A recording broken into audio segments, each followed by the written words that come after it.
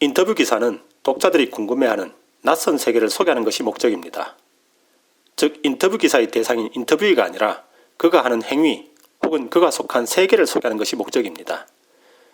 예를 들어 어떤 사업가의 기부에 대한 인터뷰 기사가 있다면 기자의 의도는 사업가가 아니라 기부라는 행위입니다. 때문에 기자는 기부에 대해 너무 전문적인 내용으로 빠지지 않으면서 독자들이 일반적으로 궁금해하는 내용을 이끌어낼 수 있어야 합니다. 인터뷰 기사에서 가장 어려운 점은 독자들이 원하는 정보를 이끌어내려면 누구를 찾아가서 어떤 질문을 던져야 할 것인지 설계하는 것입니다. 그리고 인터뷰 과정 동안 인터뷰이가 두서없이 꺼낸 말과 표정, 제스처 등을 면밀히 관찰하면서 그의 의도를 정확하게 파악해야 하며 그것을 바탕으로 인터뷰 내용을 재구성한 다음 인터뷰의 확인을 거쳐서 독자들에게 전달하게 됩니다. 그래서 우리는 기자의 질문을 통해 그의 의도를 유추할 수 있습니다. 즉 어떤 대답을 의도하고 던진 질문인지를 고민해 볼 필요가 있습니다. 인터뷰 기사의 일반적인 특징은 다음과 같습니다. 기자는 질문을 통해 독자들이 궁금해하는 내용을 인터뷰로부터 자연스럽게 이끌어낼 수 있어야 합니다. 인터뷰 기사에서 기자는 인터뷰의 말, 자세, 표정까지 세밀하게 관찰하여 그의 의도를 충실하게 파악해야 합니다. 인터뷰 기사는 이런 직간접적 대화를 종합적으로 정리해 전달하는 기사입니다. 기자는 이렇게 정리된 인터뷰의 생각을 사진과 텍스트로 재구성하여 독자들에게 간결하게 전달해야 합니다. 인터뷰 기사가 나왔을 경우 빅5 중에서도 특히 언어와 구성에 주목할 필요가 있습니다. 인터뷰 기사는 크게 사진, 인터뷰에 대한 소개, 인터뷰 본문으로 단순하게 구성됩니다.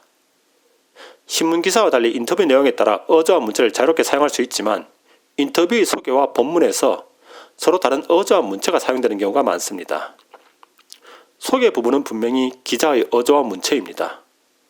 하지만 본문 부분은 질문을 빼고는 인터뷰가 한 말을 기자가 재구성한 것입니다. 이것을 기자의 어조와 문체로 볼 수 있는지가 모호하기 때문에 어조와 문체를 묻기가 애매합니다.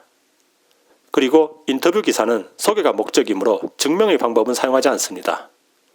결국 남는 것은 언어와 구성입니다. 인터뷰 기사에서는 신문 기사의 건조한 언어에서 벗어나 수사적인 표현이 많이 사용되기 때문에 글쓴이 개성이 잘 드러나는 편입니다.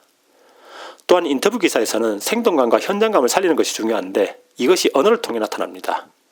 그리고 구성에서 사진을 통해 인터뷰에 대한 기자의 인식을 쉽게 파악할 수 있습니다. 그리고 구성에서 주목해야 할 것은 질문의 흐름입니다. 앞서 언급한 것처럼 인터뷰 기사에서는 질문의 설계가 중요합니다. 따라서 인터뷰의 대답보다 질문의 흐름을 통해 기자의 의도를 더 정확하게 파악할 수 있습니다. 기준 D 언어에서 높은 점수를 받기 위해 기억해둬야 할 용어들은 아래의 두 개입니다. 인터뷰어란 인터뷰를 진행하는 인물로 기자를 말합니다. 한편 인터뷰이란 인터뷰의 대상이 되는 인물을 말합니다. 인터뷰 기사는 커리큘럼이 바뀐 이후로는 아직까지 한 번도 출제된 적이 없습니다.